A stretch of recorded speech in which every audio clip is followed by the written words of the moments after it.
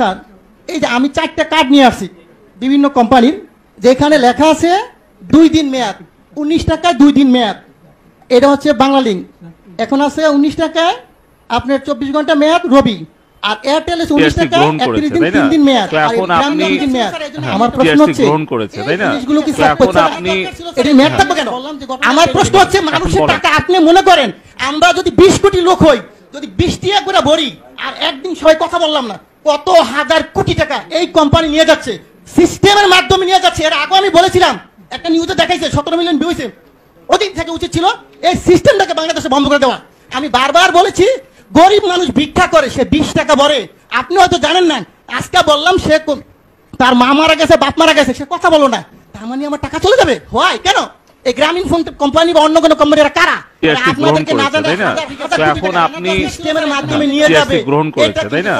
এখন আপনি এটাকে আজকের মিটিং এর পর থেকে কিছুক্ষণ পরের মতো আপনারা দিবেন, যাতে বাংলাদেশের কোন জনগণের 1টি টাকা যাতে না যায়। এটা আমার দাবি। কত হাজার কোটি টাকা আপনি এই ব্যাপারে আমাকে দেন, লাইসেন্সটা আমাকে দেন। আমার যে ব্যবসায়ী আছে 15 লক্ষ বাংলাদেশ, আমি কিন্তু লাইসেন্সদারি প্রতিষ্ঠান, আমার এফবিসি এর মেম্বার। এই লাইসেন্সটা আমাকে দেন, আমি বাংলাদেশে ব্যবসা করি। এই টাকা আপনার সরকারি খাতে কত টাকা লাগে আমি দিব, এই কোম্পানিকে পাচার করার জন্য দিব না স্যার। এই জনগণের টাকা পাচার করে নিয়ে যাবে, এটা আমি দিতে রাজি নাই। কিন্তু আমাকে মেরে ফেলেন, কোনো আপত্তি নেই।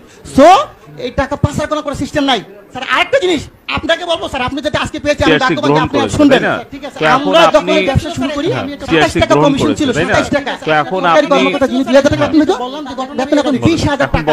যদি এখন কত স্যার? আমাদের কিন্তু সেই 27 টাকাই রাখছেন, আমাদের কি কমিশন বাড়বে না স্যার? আমার প্রশ্ন হচ্ছে আপনারা অবশ্যই একটু কমিশনের ব্যাপার ব্যবস্থা করেন, যে যাদের একটু ব্যবসা করে তারা। আমরা সবাই শিক্ষিত ছেলে স্যার, এখানে প্রায় 15 লক্ষ ব্যবসা করি। আমরা যারা ব্যবসা করি কোটি কোটি টাকা কামিয়ে দিচ্ছি, কিন্তু আমাদেরকে তো দেখবেন স্যার। আরেকটা কথা, টেলিটক আপনি হয়তো জানেন না, এই টেলিটকের ব্যাপারে আমি তো বলছিলাম বিটিআরসির 22 আমি হিন্দু, উনি সম্ভবত আমি জানি না, উনি আমাকে বলে এটার দায়িত্ব তো বাবা আমার না রে ভাই, এটা দায়িত্ব হইলো কার? বিটিআরসি না, টেলিযোগাযোগ। আমি ঠিক আছে, আমি যে স্যারকে পাই বলবো স্যার, আমার আপত্তি স্যার যদি মাইন্ড না করেন, আপনি দায়িত্বটা আমাকে দেন। আমার ব্যবসায়ীরা সবাই মিলে আমরা করি। বাংলাদেশে টেলিটককে কেমন উড়াইতে হবে আপনি আমাকে সাপোর্ট দেন।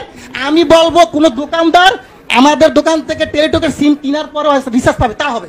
টেলিটক উন্নয়ন কেমনে করতে হয় স্যার? আপনি যদি কোনো ধরনের সিস্টেম থাকে আপনি বলেন, যে বলে এমনি সহযোগিতা করে, আমি করতে বাধ্য আপনাকে। আপনি যেইভাবে চান টেলিটক অবশ্যই উন্নয়ন হবে। টেলিটককে গ্যাফরাইকে, আমাদের দেশি প্রতিষ্ঠানকে গ্যাফরাইকে অন্য কোম্পানিকে উড়াই দিন, টিআরসি গ্রহণ করেছে তাই না? তো এখন আপনি টিআরসি গ্রহণ করেছে তাই না? তো এখন আপনি বললাম না এই বিষয়টা আমি চাই যে টেলিটক উন্নয়ন করেন, দেশের টাকা দেশে থাকুক। আর এই গ্রামীণ কোম্পানি বা অন্যান্য কোম্পানি মিনিট যে সিস্টেমটা নিয়ে যাচ্ছে, এটা স্যার বন্ধ করে দেন।